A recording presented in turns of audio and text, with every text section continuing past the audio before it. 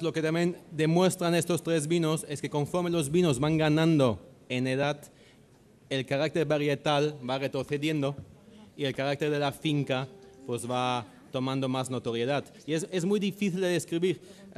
A mí, siempre decimos, hay una cierta salinidad en Valdepusa. El término mineralidad está en boca de todos y hay que tener muchísimo cuidado con el término, creo que se está abusando mucho. Pero si definimos mineralidad como una complejidad que no emana de la fruta, Valdepusa tiene muchísima mineralidad. Y esta personalidad mineral que suponemos que tiene algo que ver con la caliza y con todo el entorno de la finca, pues hace los vinos realmente inconfundibles una vez que conozcáis este carácter. Julio, ¿qué apuesta haces tú en estos vinos a plazo? O sea, ¿cuándo habría que bebérselos antes de su decadencia? Se admiten opiniones también, ¿eh? Sí, sí. No lo sé, yo estoy un poco sorprendido por la juventud que muestra. Estoy un poco sorprendido, no sé. Podría decir que a lo mejor 8 o 10 años más. ¿Estáis de acuerdo? ¿Sí?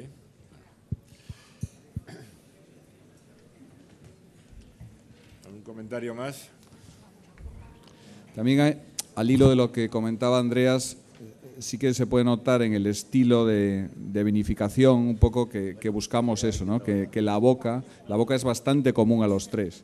Y siendo los taninos de tres uvas muy diferentes, uno de ellos 100% Petit Verdot, que tiene un poco su gracia hacer un vino 100% Petit Verdot, que no te seque la boca inmediatamente, pues bueno, yo creo que también le da una cierta uniformidad, ¿no?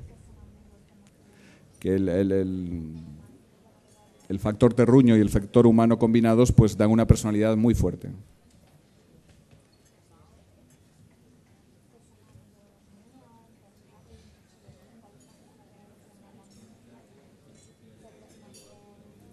Más adelante.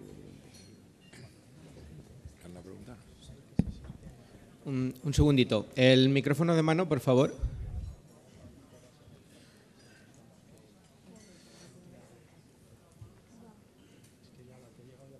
El micrófono de mano está por ahí.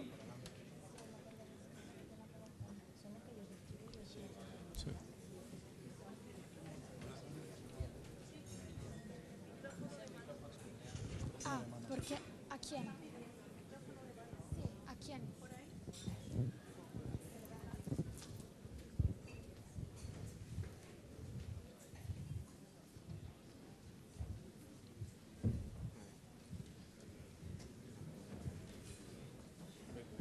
Sí.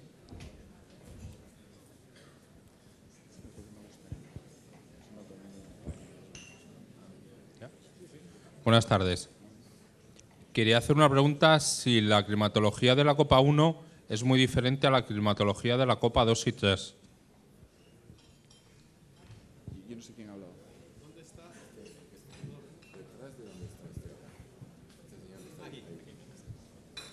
Bueno, es el mismo año, son el año 2000.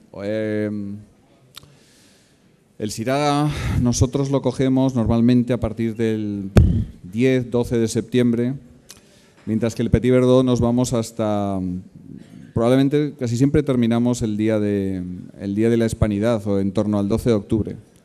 Entonces, bueno, hay diferencia, siempre hay diferencia, ¿no? Pero, y ese mes final en el caso del Petit Verdot pues es crucial. Pero fue un año de mucha lluvia, muy fresco, donde conseguimos que el balance entre vegetación y carga frutal fuese muy equilibrado. Y los vinos presentaron desde el momento de su nacimiento una frutosidad muy importante. Entonces un poco el desafío era dotar a eso de elegancia y de que el paso de boca fuese bueno y que ganase complejidad, porque la frutosidad era apabullante. Yo quería preguntaros, ¿qué juego hacéis con la barrica? Y estos tres vinos, ¿qué tipo de barrica habéis usado y cuánto tiempo lo habéis? Y si pensáis que lo hace más iguales todos o los hace parecidos. Como he comentado, el tercer vino está depende, pero unos 24 meses en barrica. En aquella época, además, solo una pequeña proporción nueva. Roble francés 100% desde el año 96, ¿no? Sí, sí. Sí. Nosotros hicimos nuestras pruebas con roble americano y realmente la conclusión nunca llegó a ser buena. Nuestros vinos generalmente tienen una acidez muy delicada y el roble americano penetraba en la estructura del vino desvirtuándolo un poco. Digo desgraciadamente porque la barrica francesa es el doble de cara. Pero la barrica para nosotros siempre es algo que nos ayuda a madurar el vino, a que el vino encuentre su camino, pero nunca algo en lo que pensamos para intervenir en la personalidad del vino. Realmente yo cuando estoy pensando en hacer un vino y estoy catando la uva en el viñedo, lo único que estoy pensando luego al hacerlo es que lo que va en la botella refleje la sensación que tengo yo cuando estoy probando la uva y hacer aquello de una manera un poco litúrgica, si quieres. Hola, buenas tardes. No, yo solo que he probado los 4 vinos, es decir, Carlos sabe que soy un admirador de él, es decir, que hay muchísima concentración en todos los vinos, pero y en todos hay mucho equilibrio. Y yo, la verdad, que por un poquito por apoyar, ¿no? El cuarto, es decir, en todos ellos, pero el cuarto especialmente hay mucho peso de fruta, de madera y de alcohol, y los 3 están absolutamente equilibrados. Es decir, que el peso de la fruta, de la madera y del alcohol, pero es que están en los 4. Pero yo quería resaltarlo seguramente porque es el último y tengo el recuerdo más cercano. Todo. Yo, en definitiva, lo que quería es felicitar a Carlos Falcó porque somos admiradores de él, por los vinos extraordinarios que hace y por la oportunidad de probarlos ahora. Muchas gracias. Muchas gracias y decir que también que el apellido Falcó es de origen valenciano, que estamos muy orgullosos. Pero dicho eso, bueno, el 4 ya pertenece a la siguiente serie, ¿no? O sea que estamos hablando de otra añada mucho más joven, ¿no? Pero efectivamente yo creo que la idea siempre es buscar el equilibrio, ¿no? Que es esa cosa tan difícil de lograr y que nunca se logra del todo, ¿no? No solamente en el vino, en la arquitectura o en la pintura, pero bueno. Eso se intenta siempre, sí. Julio, ¿quiere decir algo? No, voy a catarlos. Podemos catar la siguiente serie de 3 vinos. Quizás un comentario al tema del roble. Una de las cosas que más me han impresionado en Valdepusa y en el trabajo de Julio, no existen fórmulas, no hay reglas de ningún tipo. No hay una norma, vamos a poner el vino 12 meses en barrica. ¿Por qué 12 y no 10 o 14? Todo se decide constantemente, todo se cuestiona constantemente y esto vale tanto en la vinificación como en la crianza posterior y espero que Julio hable un poco más de ello. Si os parece, catamos vinos 4, 5 y 6.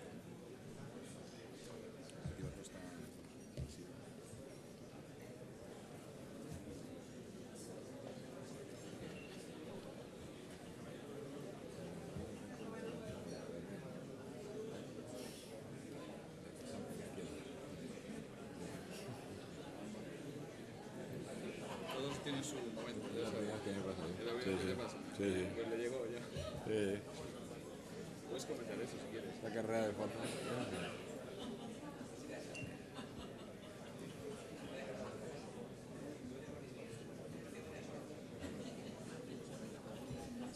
¿Lo de la añada o no? Ya no lo veo, ¿no?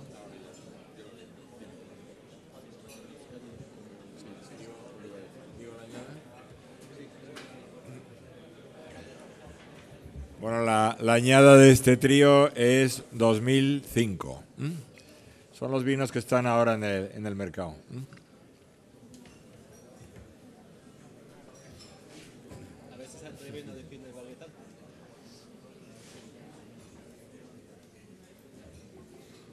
No sé cuánto tiempo más.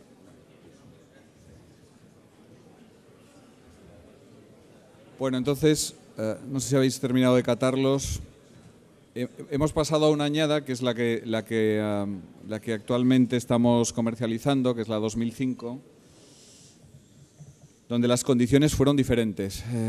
Era un año que venía bastante bien también, no demasiado caluroso, pero los últimos 15 o 20 días antes de la vendimia, bueno, de repente se presentó la meseta implacable e hizo mucho calor. Entonces, un poco como ilustrativo de la idea que tenemos del vino, en esta añada a mí me preocupaba este equilibrio que cualquier elaborador tiene que buscar en su vino, y me preocupaba que el alcohol fuese muy predominante o que se le notase el calor, ¿no? Para esto tenía la experiencia previa del año 2003, que no sé si lo recordáis, fue el año del extraordinario calor, el año en el que la gente desgraciadamente moría en Francia en los hospitales porque no tenían aire acondicionado, y fue un año que nos llevó al límite y en el que supongo que mucha gente decidió vendimiar un poco antes, asustada por los grados alcohólicos, asustada por el calor y diciendo lo voy a coger ya. Yo no sé por qué, supongo que porque me gusta jugar con el riesgo, según todos los que están a mi alrededor, tuve la sensación de que había que esperar, de que el alcohol ya iba a estar allí de cualquier manera y que para equilibrar o aterrizar aquel avión había que esperar. Y había que esperar a que el tanino estuviese en su punto, que es donde yo empiezo a construir el vino, desde el tanino. Cuando el tanino me parece agradable, placentero, puedo vivir con ello.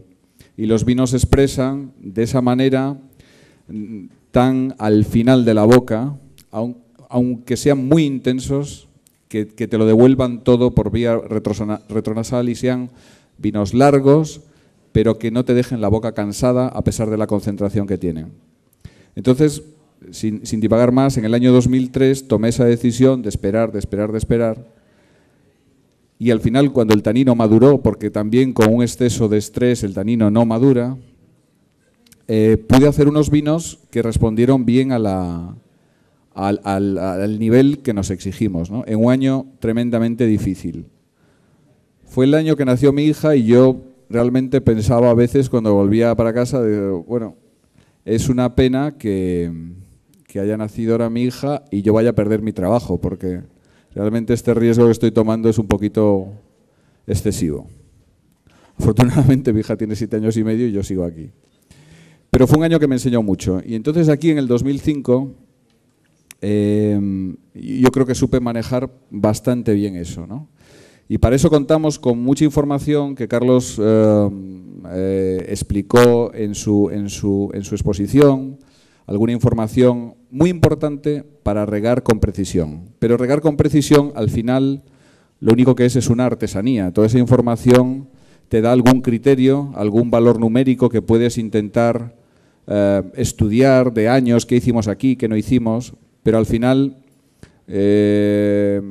mi equipo y yo dedicamos mucho tiempo a saber lo que significan esos números en las plantas y caminando la viña, ¿no?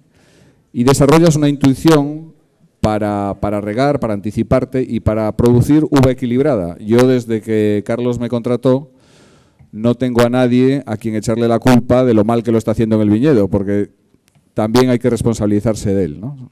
Al estar el proceso unido, pues yo creo que, bueno, pues que le doy que hay una cierta responsabilidad a lo largo de todo el tema y que al final hago un poco lo que creo que tengo que hacer. Entonces aquí en el 2005, siendo un año ligeramente más caliente que ese 2000, que veíais todavía la fruta que tenía, pues otra vez veis el estilo de la bodega y el estilo de elaborar y la personalidad de la finca que también diluye de alguna manera el carácter varietal. Había gente que nos criticaba o me llegaban muchos comentarios, es que este Syrah no es muy Syrah. Y yo decía, pues que a mí no me interesa que el Syrah sea muy Syrah. A mí me interesa hacer el mejor vino posible de uva Syrah o de uva Cabernet o de lo que sea. Pero siempre estoy pensando en el vino, no en la variedad. La variedad siempre me resultó irrelevante. Entonces aquí los vinos son... otra vez el orden es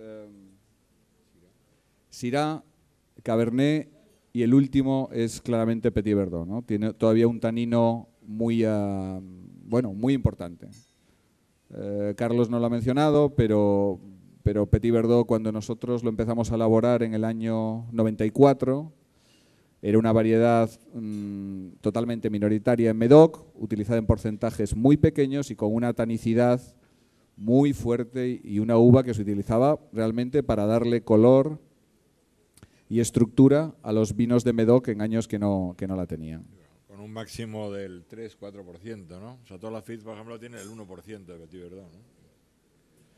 Y no sé, entonces, no, trajimos esta uva y al final nos gustó tanto que decidimos embotellarlo solo, pero realmente no estaba previsto. Estaba previsto ensamblarlo con el Cabernet, que es lo que se hacía normalmente en Médoc, y estando el Petit Verdot en minoría. Luego nos enteramos que la cosecha 94, que es la primera que salió al mercado, pues era el primer Petit Verdot en el mundo. Nunca se había hecho, por lo menos de la época romana, porque posiblemente es una uva que vino de la Tarraconensis, del Valle del Ebro, a Burdeos, la llevaron las legiones romanas, porque se llamaba Vitúrica en aquella época, y ya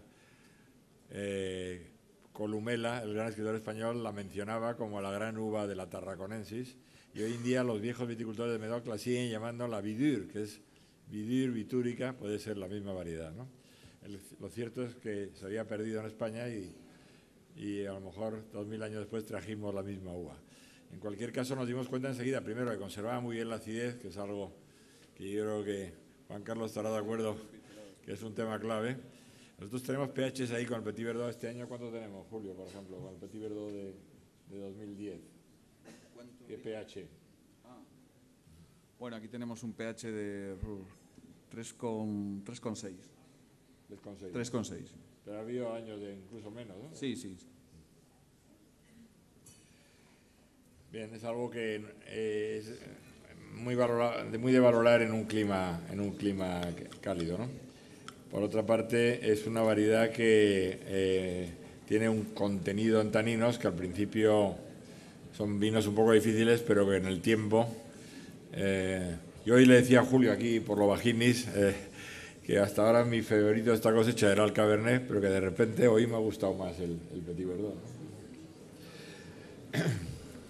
¿no? Una de las lecciones, pienso, es que hay que elegir las variedades para que expresen el terroir. Y no forzosamente esto es una variedad, digamos, autóctona. De hecho, las variedades autóctonas, que sin duda hay muchas que merecen ser recuperadas y que hay que tratarlas muy bien, y alguna experiencia como la Boval tengo previa, pero hay muchas uvas autóctonas que se introdujeron para producir volumen, no calidad, en el siglo XVII o el siglo XVIII. O sea, una uva no está automáticamente adaptada a un terroir simplemente porque se produce en algún sitio. Y en el caso de Don Carlos, pues, en Valdepusa ha habido siempre un proceso muy sistemático de decidir cuál variedad expresa o tiene el potencial de expresar este terroir.